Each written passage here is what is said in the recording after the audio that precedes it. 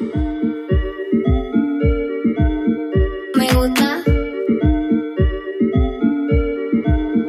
Me gusta. Do what I want, us one on one.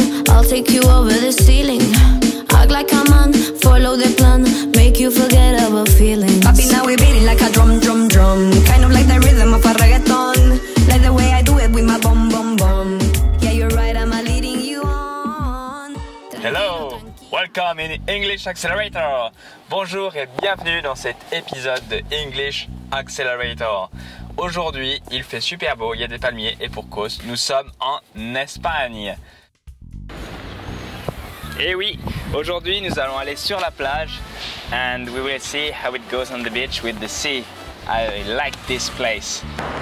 Hello, bonjour, bienvenue dans English Accelerator. Welcome in English Accelerator. Today we are in Spain, exactly in Barcelona. Aujourd'hui nous sommes en Espagne, plus exactement à Barcelone. Excellente météo, c'est magnifique, excellente place, j'adore. C'est vraiment l'endroit tip top que je rêve aujourd'hui pour vous faire cette vidéo. Alors, aujourd'hui, j'ai vraiment quelque chose de très important à vous partager. La vidéo sera complètement en français parce que aujourd'hui, on va pas parler de technique, on va parler de mindset, on va parler de comment programmer votre esprit pour réussir, c'est ça qui importe. Parce que je me rends compte en discutant en fait avec des locaux et puis moi-même en apprenant l'espagnol, parce que je ne travaille pas que en anglais, je travaille aussi dans d'autres langues, c'est que finalement le plus important, mais vraiment avant d'essayer d'apprendre une langue, c'est d'apprendre finalement la capacité d'apprendre une langue. Et ça, c'est vraiment rédhibitoire parce que cette capacité finalement d'apprendre la langue, c'est ça qui va faire que vous aurez une base assez solide pour vraiment incrémenter chaque petit point, chaque petit détail qui fait toute l'importance de la langue. Et en fait ça, c'est exactement le genre de choses que vous n'apprenez malheureusement jamais à l'école. Parce que l'école, c'est pas fait pour apprendre la capacité à apprendre la langue, c'est fait pour apprendre la langue directement. Donc, je vais vous donner un exemple pour que ce soit très clair. Alors, prenons l'exemple. Vous avez un prof qui est excellent à l'école, c'est un native English speaker, il peut venir d'Angleterre par exemple. On va prendre ce cas-là. Sachez que lui, forcément, il va vous apprendre l'anglais d'une manière différente que lui-même l'a appris. Et après, on s'attend à ce que vous ayez le même niveau. Bizarre. Et oui, comment il a appris lui? Lui, vu que c'est un native English speaker, ça veut dire qu'il était dans ce pays-là, qu'il a eu ses parents-là, qui étaient dans toute cette même soupe au final, et qu'il a appris à la cow-boy quoi. Il était dans la nature et puis il a appris sur le tas, on va dire. Pour commencer, bien sûr, pour commencer, attention. C'est le commencement qui est important. C'est-à-dire que pour commencer, il apprend dès qu'il est bébé. Quand il est bébé, qu'est-ce qu'il fait? Il sait parler aucun langage, il sait juste marcher à quatre pattes et faire ouin ouin. Donc forcément, pour apprendre une langue, ça commence à être compliqué. Donc en fait, qu'est-ce qu'il va faire? Le cerveau humain, il est très doué. C'est que tout ce qu'il va repérer qui est récurrent, tous les mots finalement qu'on utilise le plus, il va les enregistrer dans sa mémoire et il va les mettre à disposition. Et ça, c'est un travail passif, on va dire, parce qu'on ne s'en rend pas compte. Après, il va faire les liens avec ces mots-là qui sont utilisés souvent et puis finalement, les tâches à laquelle ça vient souvent en même temps. Au moment de la journée où ça vient en même temps. Et du coup, petit à petit, il fait des liens. Ah tiens, ça veut dire manger. Ça veut dire marcher. Et marcher, ça veut dire ce fait-là, en fait, d'avancer comme ça, à deux pas ou à quatre pattes. Ça, manger, c'est se nourrir.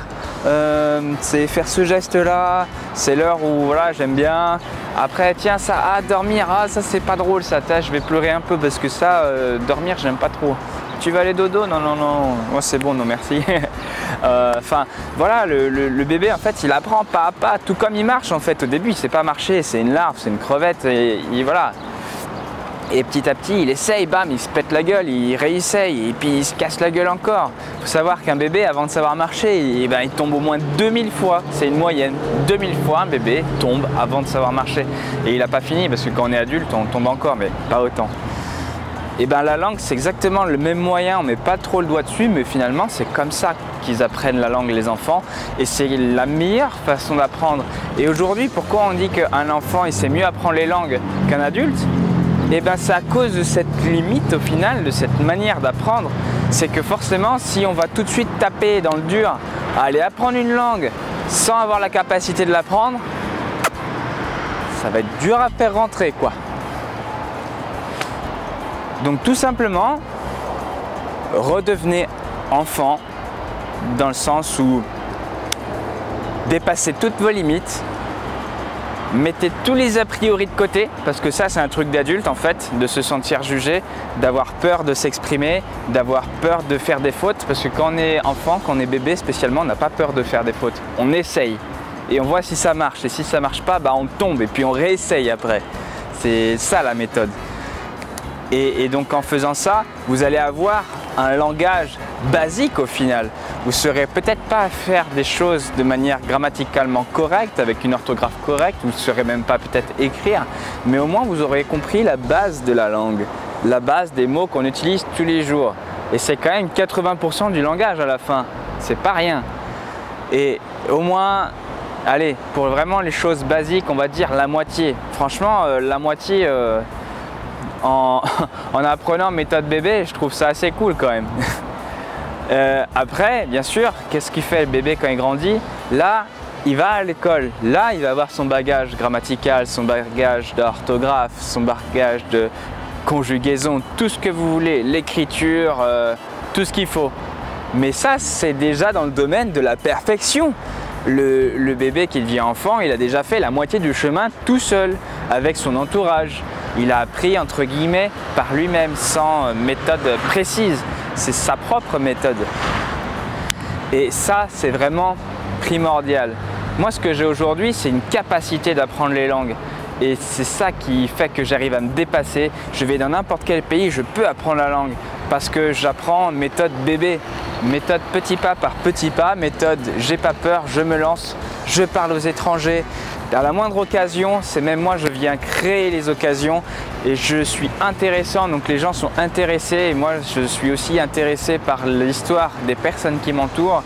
Et tout ça, ça fait une vague qui est motrice, qu'on va tous dans le même sens et là je peux apprendre vraiment de manière exponentielle. Ça, c'est une partie du secret qui fait que on peut apprendre les langues de manière simple, rapide, efficace et surtout en prenant du plaisir. C'est le mot-clé. Maintenant, il est temps de faire un petit truc fou parce que je suis bien habillé, mais la plage, elle est magnifique. Autant en profiter. À tout de suite.